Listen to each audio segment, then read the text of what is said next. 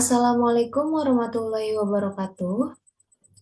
Izin memperkenalkan diri, nama saya Siti Putri Ramawati dengan NIM akhir 211 dari kelas F. Ingin menjelaskan mengenai jawaban terkait tugas kimia farmasi 2 dengan dosen pengampu Ibu Apoteker Rina Anugrah MSI pada metode spektrofotometri UV visible. Untuk prinsip dasarnya, analisis fotometri berdasarkan absorpsi energi cahaya oleh molekul-molekul pada daerah sinar UV dan sinar tampak atau visible. Lalu, senyawa yang dapat dianalisis dengan spektrofotometri UV visible yang pertama yaitu yang mempunyai gugus kromofor. Sistem atau gugus atom yang menyebabkan terjadinya absorpsi radiasi pada daerah UV visible. Namun, beberapa referensi menyebutkan bahwa kromofor adalah sistem atau gugus atom yang menyebabkan terjadinya absorpsi radiasi pada daerah UV visible akibat transisi dari V ke V bintang dengan panjang gelombang di atas 200 nanometer yaitu ikatan rekap terkonjugasi. Yang kedua yaitu yang punya gugus ausokrom. Beberapa referensi menyebutkan bahwa ausokrom adalah sistem atau gugus atom yang menyebabkan terjadinya absorpsi radiasi pada daerah UV visible akibat transisi dari N ke sigma bintang dan N ke V bintang dengan panjang gelombang di atas 200 nanometer yaitu gugus dengan atom yang memiliki pasangan elektron bebas. Yang pertama ada orbital sigma. Orbital molekul yang terbentuk yang simetris terhadap rotasi keliling ikatan. Elektron-elektron yang menempati orbital ini disebut elektron sigma.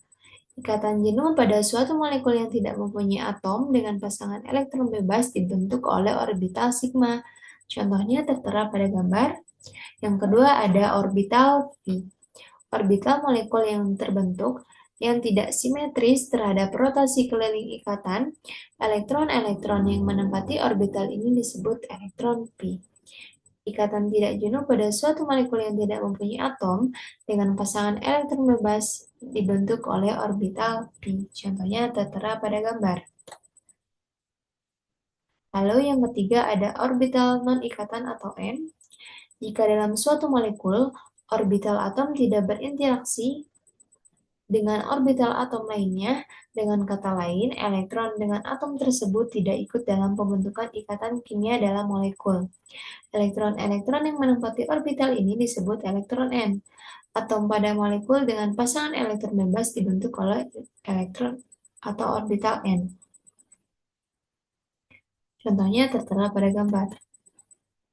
Lalu, faktor-faktor yang mempengaruhi panjang gelombang daerah UV visible. Yang pertama ada sistem terkonjugasi. Sistem di mana ikatan tunggal antar atom dipisahkan satu sama lain dengan satu ikatan tunggal.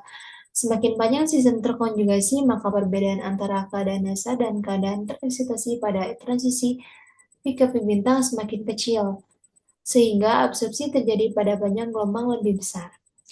Untuk pelarut, pada transisi V ke V bintang, pelarut polar akan menyebabkan pergeseran ke panjang gelombang lebih besar, yaitu batokromik atau pergeseran merah.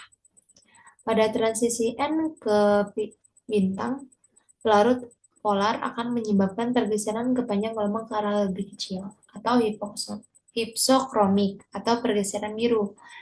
Yang ketiga ada perpaduan kromofor dan ausokrom.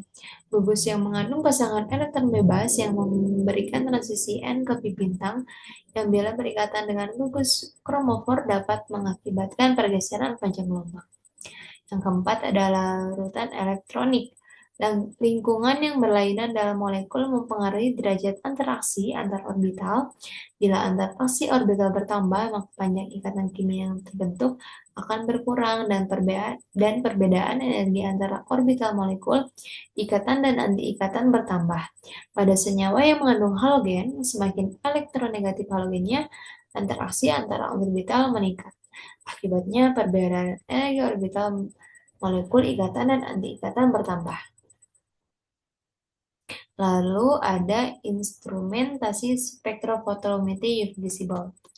Dari alat tersebut ada bagian-bagian yang mempunyai fungsi.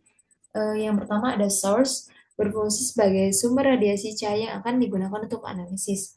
Lalu ada entrance slit, berfungsi untuk mengarahkan cahaya dari sumber ke perangkat, pendispersi, dan memastikan cahaya yang masuk adalah berkas cahaya yang sempit dan terfokus. Lalu ada dispersion device, berfungsi untuk memisahkan cahaya polikromatik atau cahaya dengan berbagai panjang gelombang menjadi komponen panjang gelombang individualnya. Lalu ada monokromator. Monokromator berfungsi untuk menghasilkan cahaya monokromatik atau cahaya dengan panjang gelombang tunggal atau rentang panjang gelombang yang sangat sempit yang dapat dipilih. Lalu ada exit slit, berfungsi untuk memilih dan mengisolasi panjang gelombang tertentu dari spektrum cahaya yang telah dipisahkan oleh perangkat pendispersi dan mengarahkan cahaya tersebut ke sampel. Lalu ada sampel, di mana tempat bahan yang akan dianalisis ditempatkan. Cahaya monokromatik melewati atau dipantulkan oleh sampel.